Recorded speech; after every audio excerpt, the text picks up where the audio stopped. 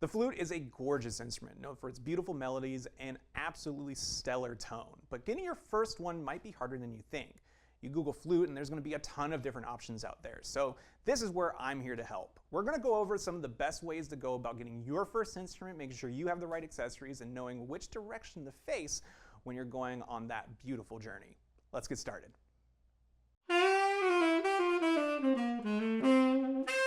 Howdy everybody, my name is Andrew King. We are here at Alamo Music. Don't forget to visit us at alamomusic.com at the end of this so you can check out all the different instruments and accessories that we're going to talk about today. Also, if you can, leave a like. That definitely helps us out in the long run. Today, we're going to be talking all about the flute. The flute is a beautiful instrument known for its gorgeous melodies, has a beautiful tone, it has all kinds of stuff that you would want out of that kind of instrument, and you're going to be playing on top of the bands and everything. But in order to get started, you do need to get your first one, and unfortunately, that is a hard choice to make, especially if you've never done anything like this before. Just like with any brand new hobby, getting the right materials, getting the right instrument is going to be a choice to make, and you're going to be investing a lot of your money into this. So that's where I come in to help. We're going to be basically going over all the different kinds of instruments that you can get, the different brands, different accessories to make sure that your flute playing journey is a fruitful one. So let's go ahead and start with some of the accessories. That's going to be kind of one of the more important things, because not only are the accessories going to make it easier for you to play, it is also going to make sure that you're doing the daily maintenance that you need to do to make sure the instrument plays in good condition at all times. Maintenance is hugely important. The flute has a bunch of different moving parts, so if something were to get stuck, or maybe something gets broken or anything like that, if you aren't doing your daily maintenance on it whenever you play, sometimes that's going to get in the way of you having a good journey, and you're going to be paying a lot in the repair shop. So let's get started with that. The first thing to note is that you're going to need what is called a flute swab. Now, swabs are basically to make sure that the condensation that kind of congregates as you play is cleaned out so that none of that really gets into the pads. Instruments need pads to be able to seal the notes and make sure that you're playing different ones when you press out different fingers, right? So when you have that condensation, all the germs and all that kind of, infectious stuff that can get into the instrument, that stuff can make the pads themselves get damaged over a longer period of time. So you would need a swab. Now there's all kinds of different swabs of different materials. It's mostly there just to kind of soak up what's ever in there. But I'm going to make kind of the recommendation that you should go for a 100% silk swab. Now that sounds expensive, but you can get something like this for only about like 10, 12 bucks. The flute swabs that come in different colors and whatnot, I always recommend getting a black one just because of the colors and whatnot, and just the kind of getting kind of soaked and everything like that. It doesn't look as gross over a large period of time. But different colors, there's blue, reds, purples, greens, all kinds of stuff. But getting that kind of silk swab is going to make sure that the instrument stays in tip-top shape over a longer period of time. I'm always going to recommend going into the shop and making sure the instrument's in good condition at least once a year. But this way, you don't have to pay as much whenever you do that yearly visit, or you don't end up having to go in for an emergency because you weren't swabbing enough. Now, the swab itself is great, but the difference between the flute and all the other instruments is that their swabs are not going to come with the dead weight string that usually comes with it. Usually with an instrument like this or any kind of brass instrument or woodwind instrument, you're going to be putting in a dead weight and then swabbing through the instrument with a string. Super easy, super applicable. But unfortunately, this flute itself doesn't come with that kind of material. Usually they're going to be coming with the flute tuning rod. Now, it's called a tuning rod for a certain reason, but the most reason that you're going to be using it all the time is to basically put in that swab. Now, it looks like a giant sewing needle, as you can see. And what you're going to do is you're going to be putting your silk swab into that sewing needle hook, or not the hook, but the circle at the top, and you're going to be using that to swab through it. Tuning rods comes in different materials and different colors and whatnot, and honestly, usually the instrument that you purchase for the first time is going to come with one.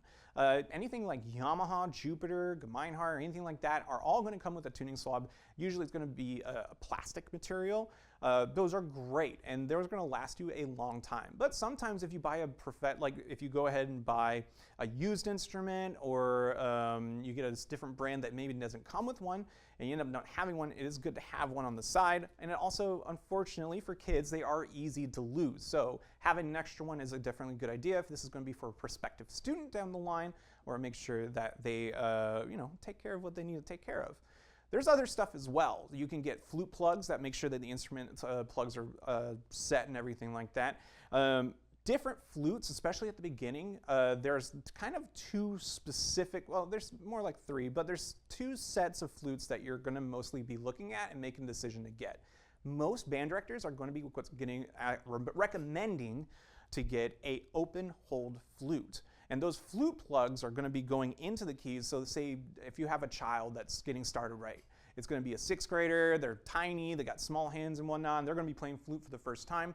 Sometimes their fingers are not going to be able to cover the hole completely to make a different note happen on the instrument. That's where the flute plugs come in. Now, there's also a technique thing with this too. Having an open hole flute from this beginning and just starting with that is really hard for a beginner to grasp because you're going to be needing to have proper technique that has to be taught. It's not very intuitive to cover the hole and move your fingers all at the same time. So having those flute plugs make it so that the person can at least play the instrument while they're learning and do that in a proper way.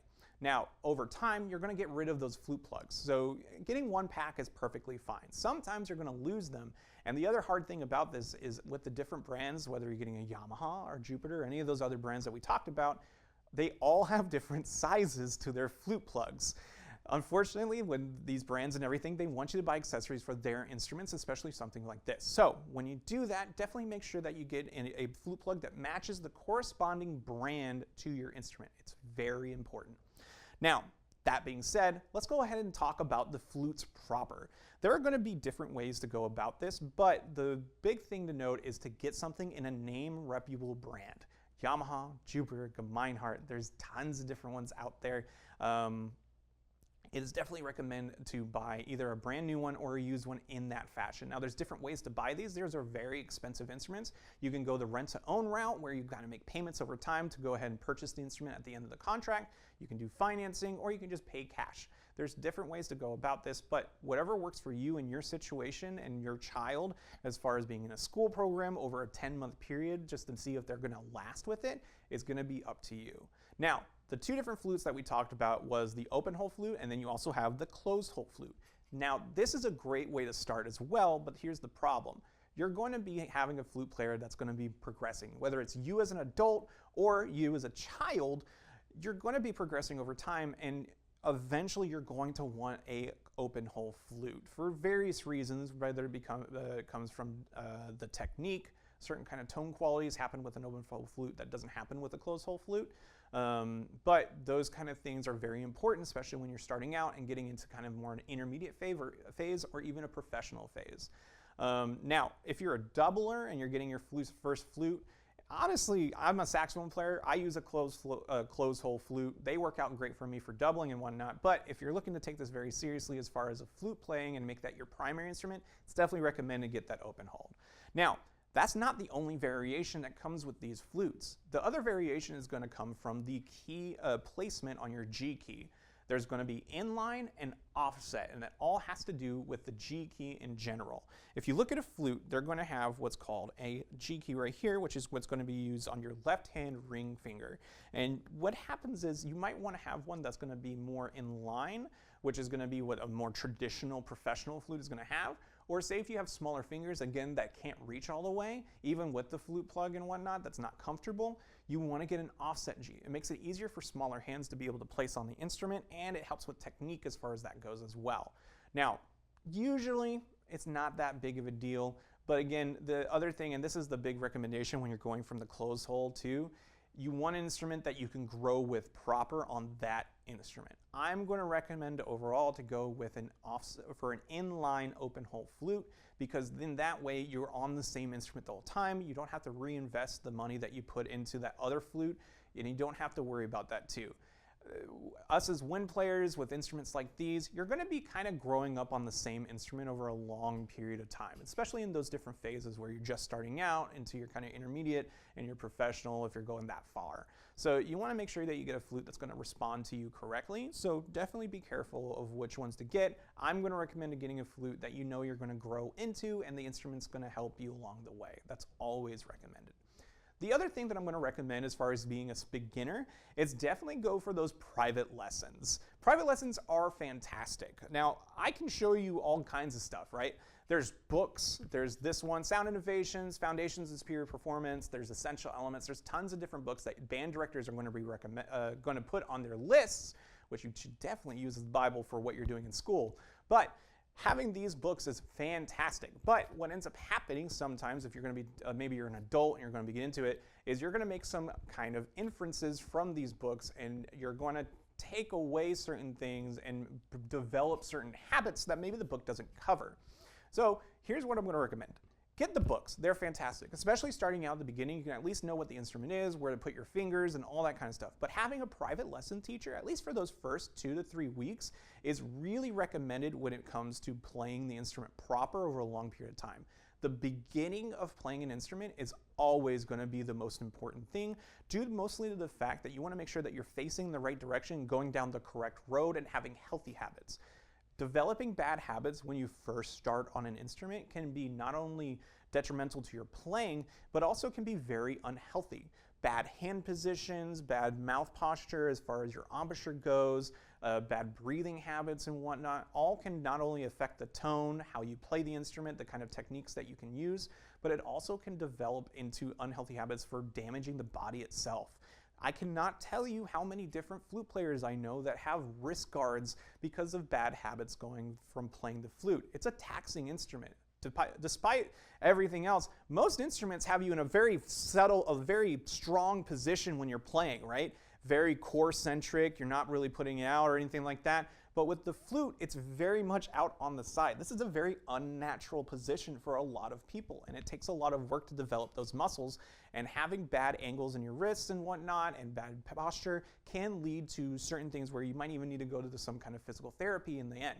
So having a private lessons teacher at the beginning and kind of keeping you in that route of healthy habits is always going to be recommended more than anything else.